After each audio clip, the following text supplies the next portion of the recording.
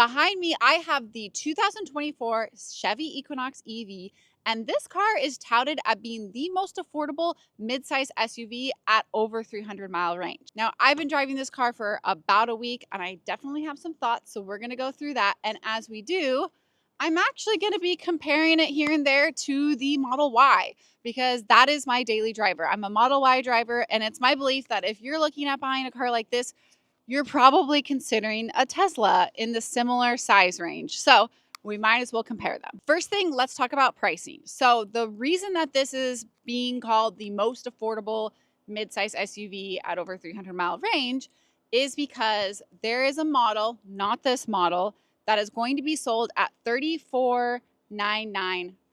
So, and that's actually before the $7,500 tax credit. So if you take that into effect, you're looking at around a $27,000 car. So yes, super affordable. However, there's a catch. I think what a lot of YouTubers have not mentioned is that car is not for sale currently.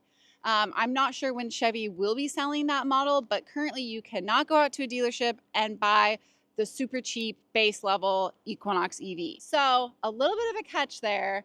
This model that I have that I've been driving is the all-wheel drive 2RS, and the stats on that is it is $48,095, just MSRP. Of course, we don't know what the dealers will sell it out above or below. Mileage may vary, no pun intended, but that's just MSRP. That's all I have to go off of.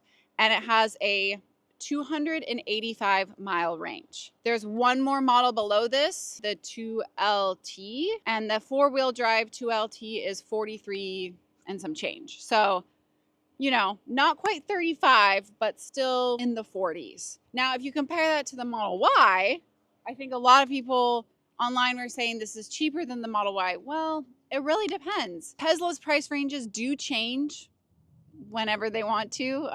It's not set in stone.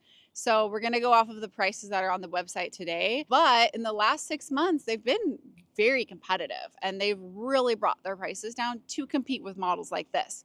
So I don't foresee them jumping up anytime soon. Today, if you were going to buy what I would say to be an equivalent to this car, which would be the Tesla long range all-wheel drive, which is actually, that's what I drive here, you would be paying $47,990. So actually, what's interesting is this car is $105 more than this car. So they're basically the same price. And of course, that's before the incentive. The $7,500 incentive applies to both cars. So just know that if you qualify for that, that brings both prices down equally. We're going to be comparing them on a head-to-head basis. Let's get into the features. First, we'll start on the outside quickly. My first impressions of the Equinox have been very favorable. I think they did a really nice job with this car. It's very stylish, very sporty. I like how angular it is. I really love this front running light here with the Chevy logo, bow tie in the middle. It's kind of mean looking. I like that look. The fake grille, I think they did a good job. I don't always like the fake grills, but I like it on this. It's, you know, it doesn't stand out too much, which I appreciate. The wheels are nice. So this is definitely a plus for the Chevy. You get 21-inch wheels just standard. You don't have to pay extra for that, at least on this spec model. And I think that they're very nice looking wheels. You have the little, I think it's supposed to look like batteries or whatever. That's the E. That kind of symbolizes that it's an EV. But I will say this car looks very different from its gas, you know, sister car. It's definitely a little bit more aggressive looking, I would say, than the gas Equinox. Down here you have all of the cameras. I like this detailing. This is the same that you have up front, kind of like this like diamond design. You got the badging. I think the badging is sleek. I really like that it's like black on black with just the little E popping. You wouldn't really know it's an EV. I mean, the EV badging is very minimal. It's the only way you would know is if you know that that blue means EV. The Chevy Equinox has a key fob. I'm going to show you the experience of going into the car. Walk up to the car and the door handles automatically pop out. I love this. I wish the Tesla did this. On the Tesla, I know a lot of people struggle with figuring out how these pop out. It's not very ergonomically friendly. It's kind of a weird hand movement. So the version that they gave me to test, it's got this beautiful red interior with the red stitching, faux leather. It's really nice. It's very comfortable. I've enjoyed the seats driving around. Something to note, as I said, it has a key fob. It does not have a push start, which I will say pro to the Equinox. I think that electric cars having push starts is like, why? Like, they don't need that. Why do we need that? So I do appreciate that you don't have to start the car, that when you press your foot on the brake, I'll show you in a second, the car starts up. But I'm kind of like, why even have this? Like, can we just get it on an app? Personally, coming from a car without keys, I could never go to a car with a key. So for me, I don't like that. But if you come from a traditional car, that might not matter to you. Let's start it up. So if I go like this, the car turns on. This is the inside cabin. I love the screens.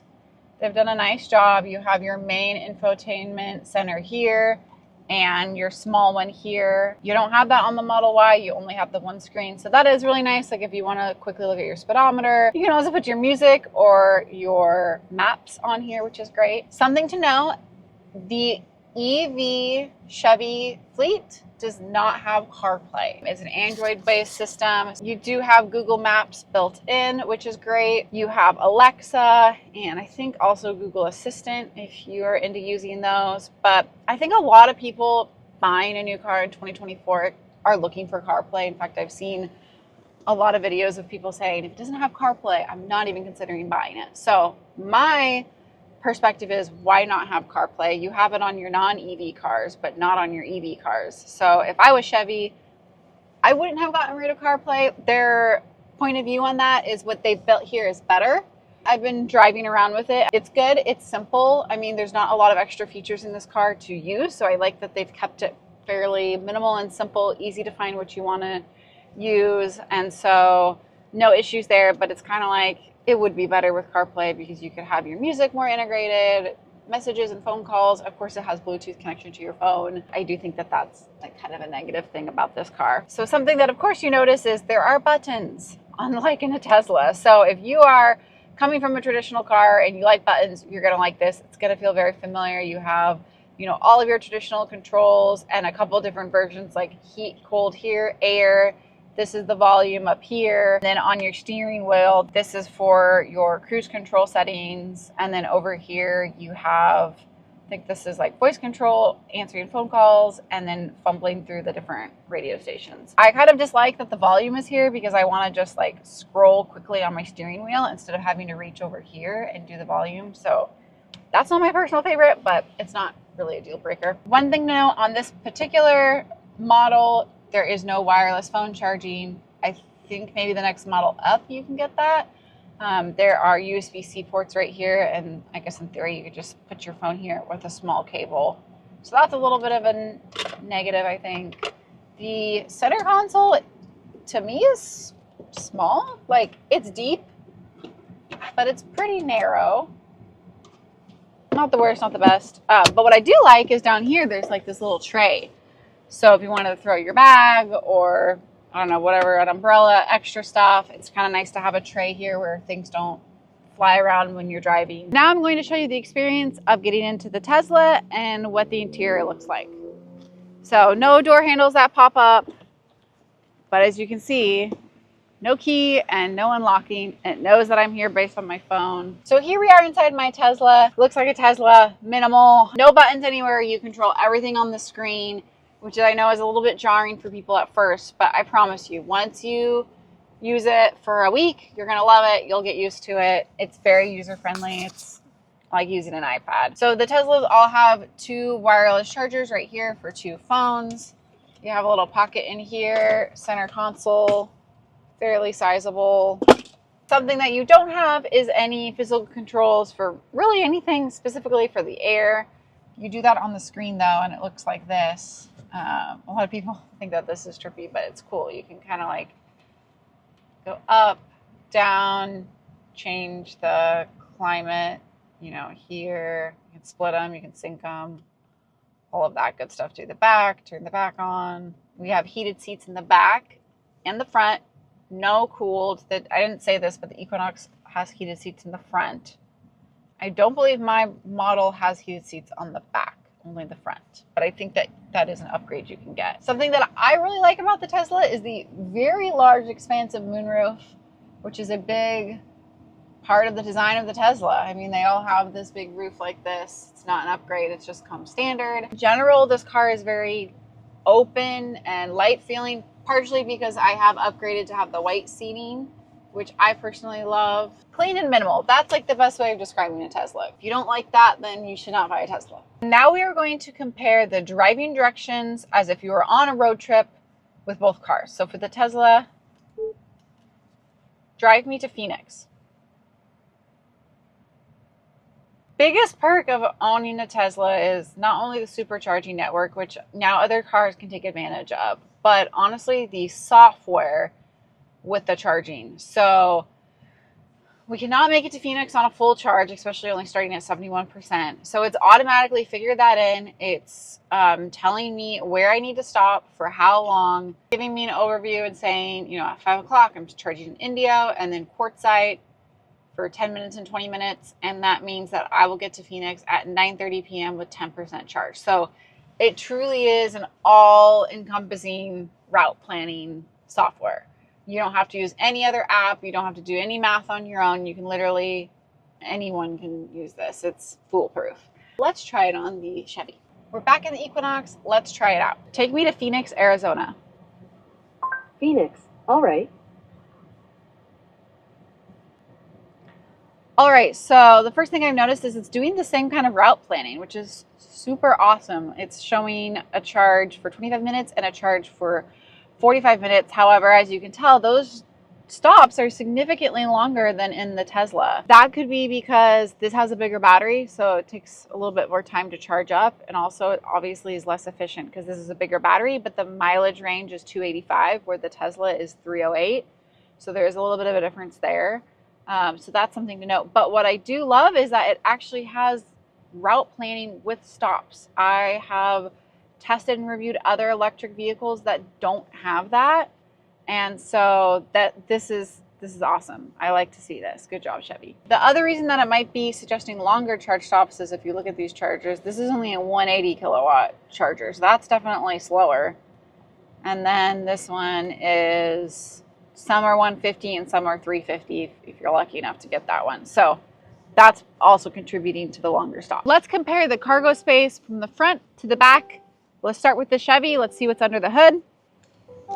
Let's see if we have a frunk in here. Because we all know the Teslas have a frunk.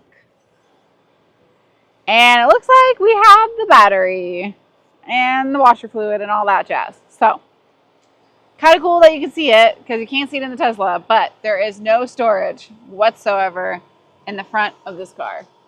I like the frunk. I don't really use it on a daily basis, but when I go on road trips, this saves us. It's not a ton of space, but it's just enough. You could put a duffel bag. We literally put our pizza oven in here sometimes when we go places with it. So right now we just have Tesla accessories and stuff. Now let's test out the legroom and the headroom in the Equinox. If I sit behind myself, I am just shy of 5'10", so I'm fairly tall. This is pretty roomy and very comfortable. I really like these seats. I think they're comfy. A good amount of headroom too for the size of car. No moonroof. I didn't talk about that before. I believe that is an upgrade, but my spec version does not have a moonroof. Okay, let's hop in the Model Y. Yeah, also very spacious for the size of car. Plenty of legroom, plenty of headroom. I would say it feels a little snugger than the Equinox. I don't know how they do it, but the Equinox is like, there's a lot of legroom. But I feel very comfortable. I love these seats. I've gone on road trips in the back of these cars and I have no complaints. I'm kind of curious if, because it's a little bit tighter up front in the Tesla, my guess is we have a bigger trunk than the Equinox. But let's see. Yeah, so you can just see, I don't know, if you just scoot back just by looking at it, I don't even need to get a tape measure out. You can tell that the Tesla is significantly, like if I were to reach in, you know, you have all of this space here, and then you also have a large storage compartment here, which I do use this a ton. I throw groceries in here all the time. just put random stuff in there. I can fit full-size strollers in here. I do that all the time as well. So one thing to note about my Model Y is I actually have a third row of seats back here that are folded down now, but those fold up. They're small. They're literally for children. They're tiny, but that is an upgrade that you can get on the Model Y that you cannot get on the Equinox. All right, so here we are in the Equinox. Still a sizable trunk. I mean, I could fit a small stroller. Definitely not as deep, like not nearly as deep, which would account for why you have so much leg room sitting in the back row. Let's see if there's any storage under here. Okay, yeah. So this is nice. This is the charging stuff, but not quite as big of a compartment, but still something you can work with. You can put stuff back there.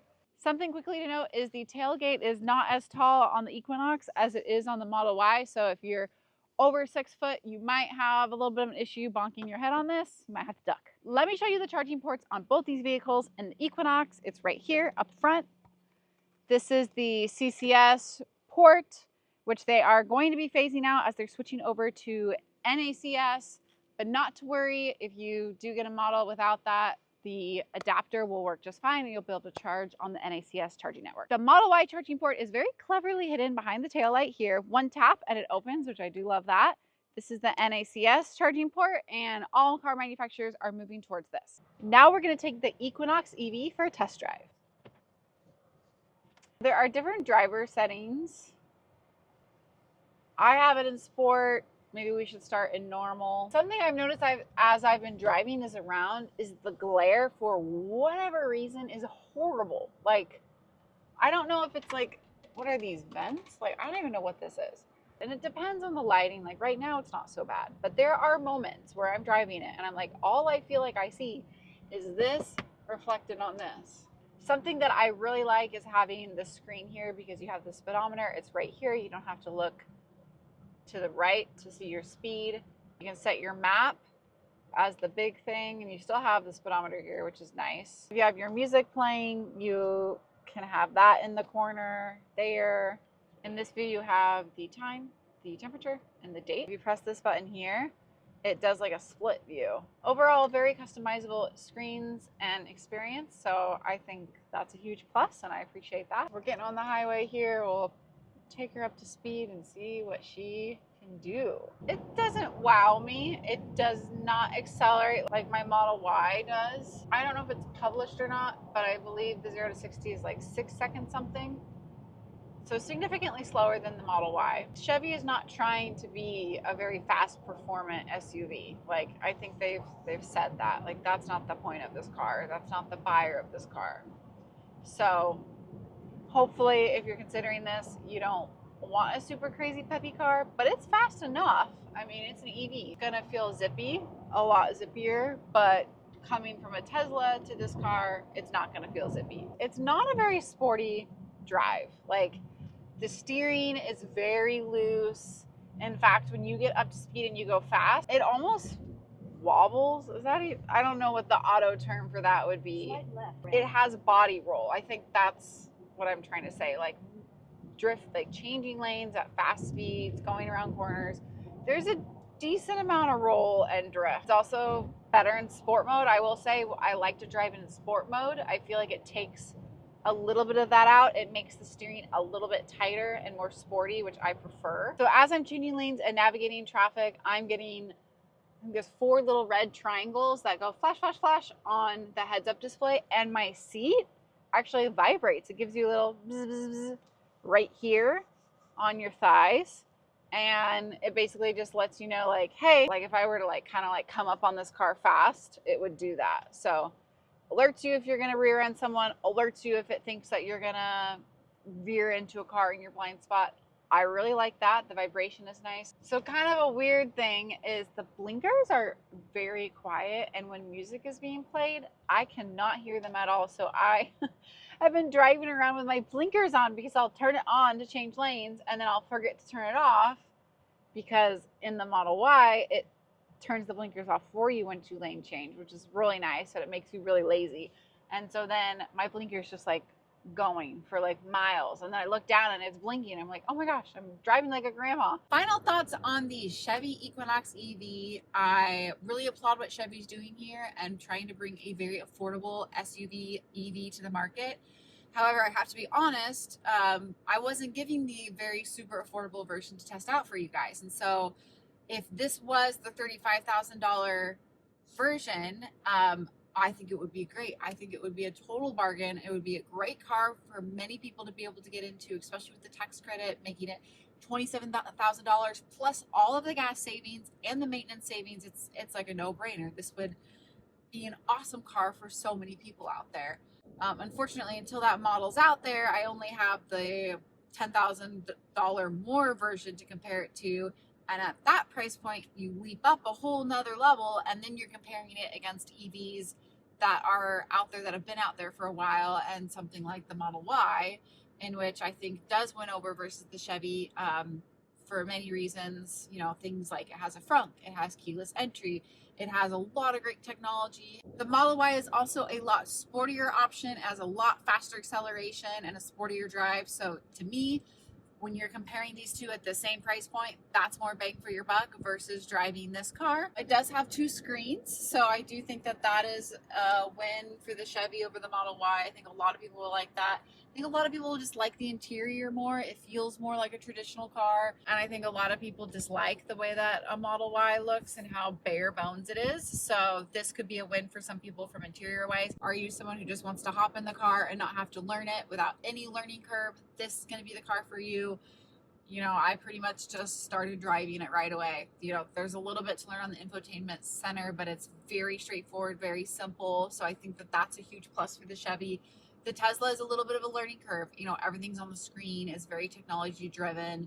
So if you like that, if you like technology and you like a sportier drive and you like a minimal look, then you're going to like a Tesla. And if you want a brand that, you know, maybe you're a Chevy person and you're coming from another Chevy, then this is going to be a better car for you. At the end of the day, I think this is a stellar car for that $35,000 price point.